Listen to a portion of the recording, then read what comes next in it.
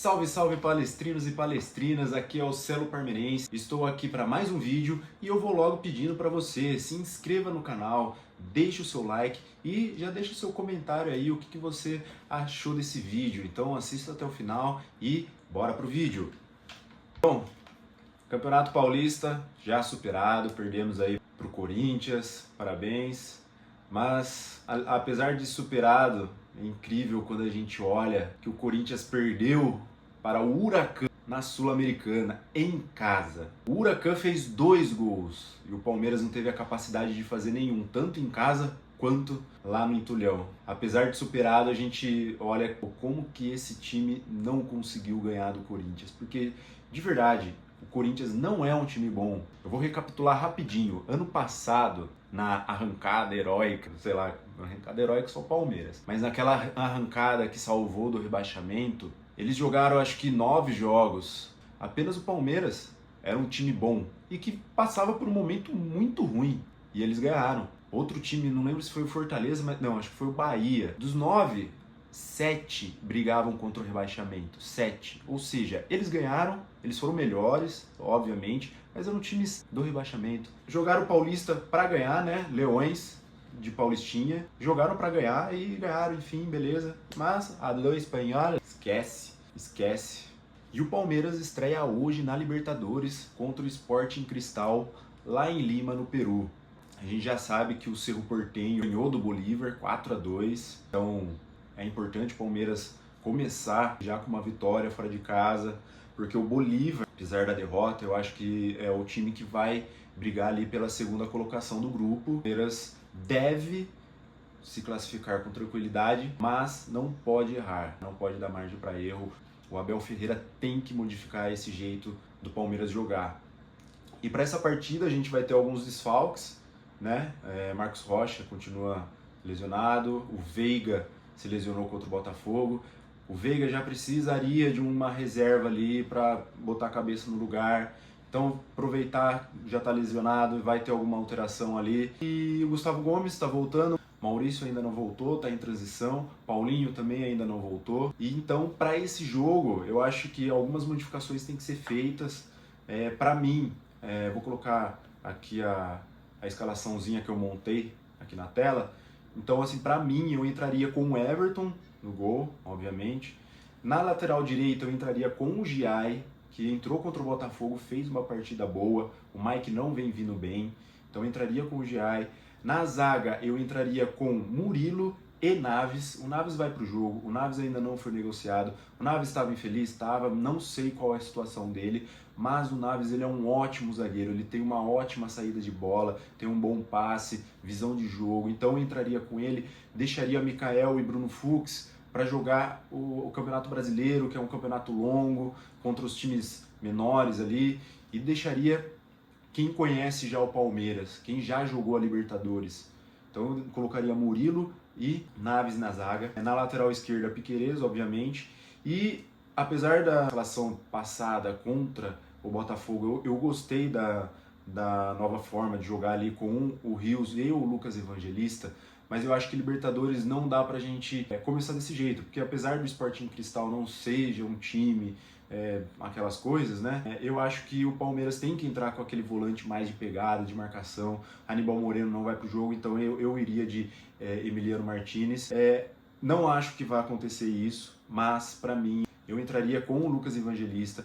O Richard Rios, pra mim, ele é um bagre de luxo. Ele sabe jogar bola, mas pra mim ele é muita firula. Ele não é aquele grande jogador que todo mundo pinta. A gente já perdeu de fazer uma boa venda com ele, já perdeu. Não acredito que a gente vá fazer alguma venda gigantesca com ele, mas eu entraria com o Lucas Evangelista, eu e Emiliano Martinez, e no meio eu entraria com Facundo Torres na direita, Estevão na esquerda e Felipe Anderson centralizado como 10. Felipe Anderson entrou na partida bem, eu acho que ele na ponta não está rendendo. O Abel tem que tentar ele numa posição diferente. E eu acho que ele como 10, já que o Veiga está numa fase ruim, já que o Veiga se lesionou, não vai ser um absurdo essa tentativa. E eu tiraria o Estevão da ponta direita, porque com certeza o Sporting Cristal já estudou a forma do Palmeiras jogar, já estudou a forma do Estevão jogar, já sabe que ele é um grande jogador, e então já tá manjado. Então, assim, fazer essa alteração já deixaria eles um pouquinho perdidos. Falar assim, pô, e agora? Ele ali na esquerda, ele vai fazer o quê? Será que ele só vai para linha de fundo? Ou ele também vai puxar para o meio para perna ruim? Mas, né, ele é um craque da bola, ele sabe chutar com a direita. Então eu faria essa alteração e, né, o nosso 9, Vitor Roque, que vem fazendo boas partidas, né? Ainda não mostrou realmente o Vitor Roque que a gente conhece, não mostrou ainda o valor que a gente pagou, mas também é muito cedo, o time não está jogando bem, então não vejo o porquê de cobrar. Mas enfim, eu entraria com esse time, eu acho que é um bom time aí para a estreia da Libertadores. A gente tem que ganhar. Botafogo perdeu fora de casa, o São Paulo ganhou fora de casa. Então, assim, o Palmeiras tem que entrar com o peso da camisa. Tem.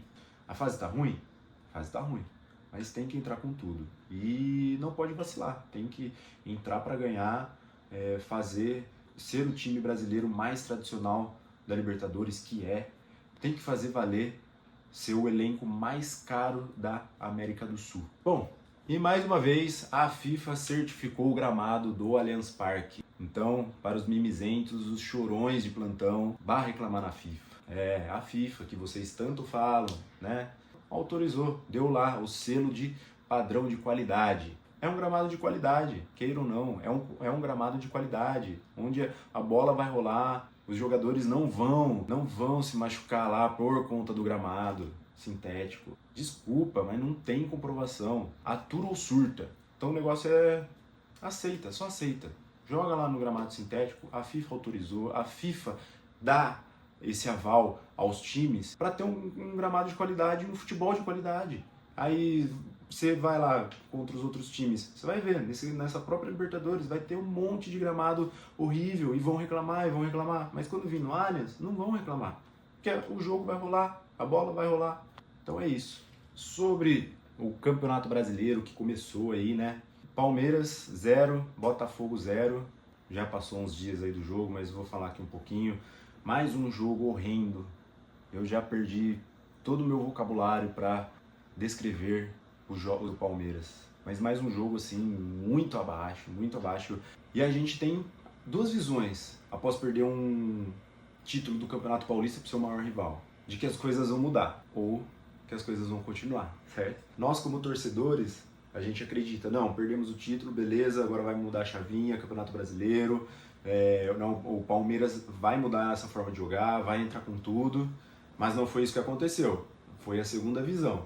Foi a segunda visão que vem dos torcedores adversários. Não, o Palmeiras perdeu o título, eles vão estar baqueados, eles não vão conseguir jogar, vão entrar desanimados. E foi o que aconteceu aparentemente. Empatamos 0-0, sem criação nenhuma. E quando tivemos a oportunidade, o senhor Flaco Lopes, mais uma vez, fazendo aquela papagaiada, aquela presepada, perdendo aquele gol.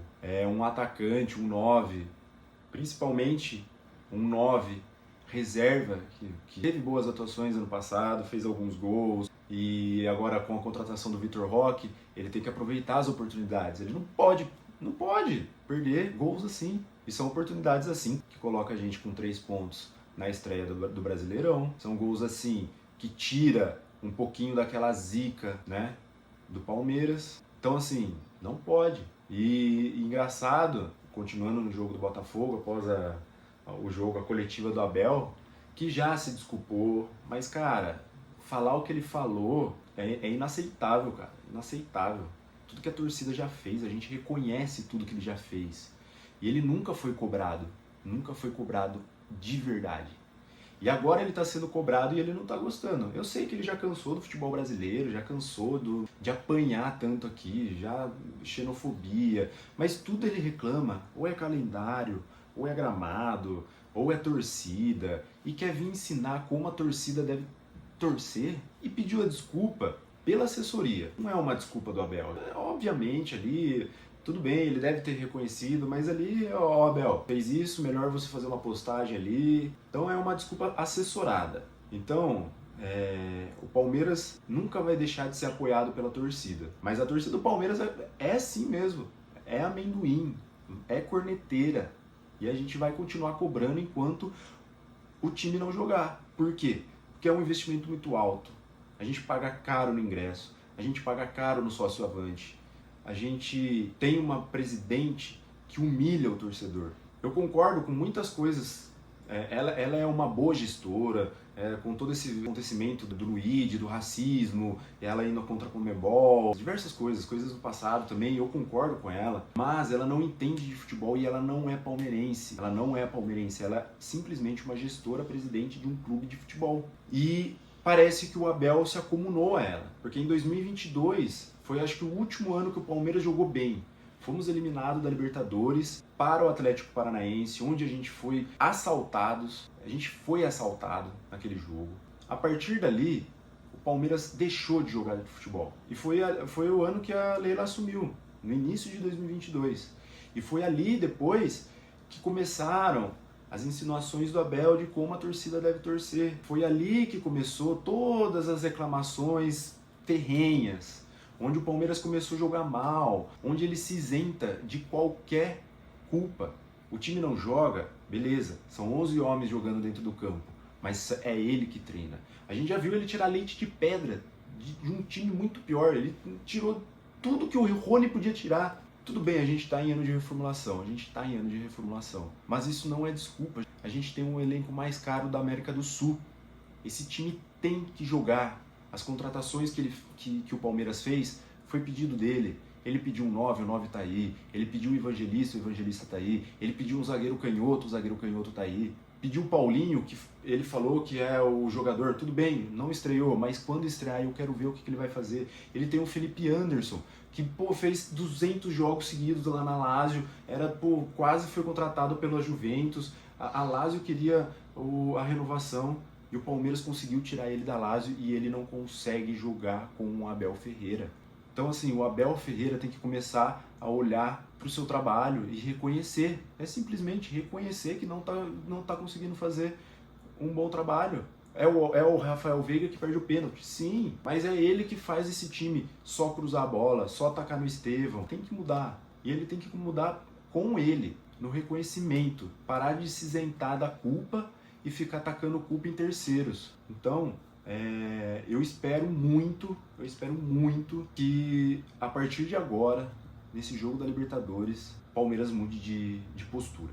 E uma outra coisa, eu tenho uma visão assim, eu não sou fora Abel, mas eu acredito que o ciclo dele se encerrou. Mas eu quero que ele cale muito a minha boca, porque se a gente é eliminado de qualquer campeonato, se a gente perde uma final do Paulista, mas assim, jogando bola, é coisa do futebol. Agora perder sem jogar nada, já são 2 anos que o Palmeiras não joga absolutamente nada. Então, assim, eu tenho pra mim, que o ciclo dele se encerrou, espero que ele cale minha boca, mas eu acho que, assim, só tem 2 formas desse Palmeiras, em ano de reformulação, voltar a jogar bola. Ou a troca de um técnico, que eu acho muito difícil isso acontecer e também não gostaria que isso acontecesse, porque temos um super mundial vindo aí em junho, temos aí 11 rodadas do Campeonato Brasileiro, já foi uma, temos 6 rodadas da Copa Libertadores, então assim, uma troca de técnico a essa altura do campeonato, eu acho que não é viável, até porque a gente não sabe como que Leila Pereira e Anderson Barros vão agir numa possível troca de treinador. Então, e a segunda forma que eu acredito que vai ser é a chegada do Paulinho, é a entrada do Paulinho, que ele vai ter que bater no peito e chamar a responsa. Ele vai ter que chamar a responsa, porque, pensa no ataque com Paulinho, Estevão, Vitor Roque. Cara, a gente tem um baita trio de ataque. Sem contar Maurício, Veiga, que tá deixando a desejar, mas que a gente sabe da capacidade dele, e Felipe Anderson, que eu ainda acredito no futebol dele. Então o Palmeiras tem que bater no peito. O Paulinho, eu acho que ele tem que chegar com a responsa, mostrar o porquê que ele foi contratado por esse valor, mostrar que ele já foi, artilheiro lá no Atlético Mineiro, ele tinha o Hulk ao lado dele, aqui ele vai ter o Estevão e o Vitor Roque. Então, assim, eu vejo uma mudança positiva com a chegada dele. Então eu acredito que vale muito mais apostar na chegada dele do que apostar numa saída do Abel. Então assim, Abel, também tem que mudar de postura. Logo, logo a gente vê o que vai dar. São 11 rodadas do Campeonato Brasileiro, 6 rodadas da Copa Libertadores até o Super Mundial. E são nesses jogos que a gente vai ter que mostrar quem é o Palmeiras de 2025. Porque são 11 rodadas que definem o Campeonato Brasileiro. Se a gente não começar bem, e são jogos difíceis, Corinthians, São Paulo, Flamengo, já foi o Botafogo, não lembro agora os outros, mas são jogos difíceis. E 6 rodadas da Libertadores. Então a gente tem que, esse primeiro semestre é crucial para definir o futuro do 2025 do Palmeiras. E é isso. Então se você ficou até o final do vídeo, esse é o canal do Celo Parmeirense. Eu agradeço por você estar assistindo esse vídeo. Se você não é um inscrito e esse vídeo chegou até você, se inscreva aí no canal, dá essa moral pro Marcelo, dá essa moral pro Palmeiras, se inscreve no canal, deixa o seu like e comenta o que você achou desse vídeo. Mais uma vez, lembrando vocês, em breve eu vou estar fazendo algumas melhorias aí no canal, iluminação, áudio, cenário. Estou no começo, então por hora é isso. Eu espero que vocês tenham gostado desse vídeo e espero que vocês tenham gostado desse vídeo e até a próxima. Avante palestra!